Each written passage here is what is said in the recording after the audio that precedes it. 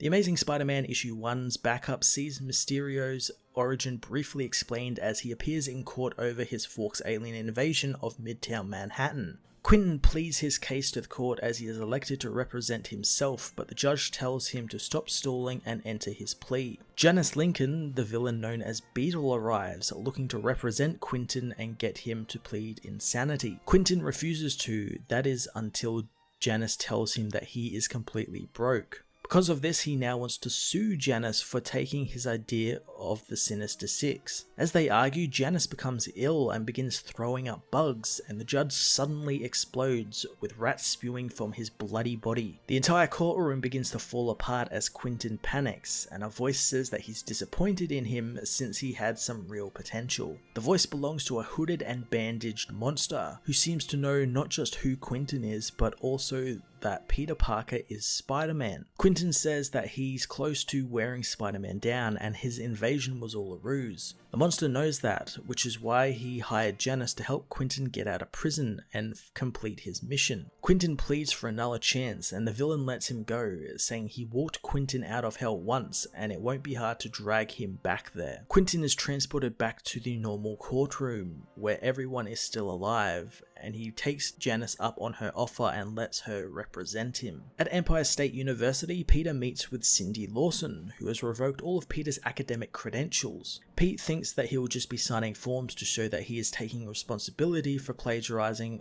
Octavius's work, but Cindy instead gives him a textbook and a syllabus. She says an impassioned defender of Peter insisted on giving him another chance, so they agreed, mainly because the defender was Kurt Connors, aka the Lizard, who will now be teaching Peter's new classes. Amazing Spider-Man's first backup was a really cool continuation of Mysterio's part of the main story and introduced a new unnamed villain who has ties to Mysterio's mind and seems to be running things for him. I don't know if I like the villain knowing who Spider-Man is. I feel like a lot of his villains know who he is now, and it's getting to a point where it's kinda silly, like why have a secret identity if like half your villains already know who you are. That being said, I like this new villain, I like his powers, and I'm excited to see more of him. Peter also going back to school is really cool, and I like that his teacher is the Lizard. I think that's going to be a lot of fun to watch, and I think maybe that's where the superior foes-esque part of the story is going to come from. I'm going to give this backup an 8.5 out of 10.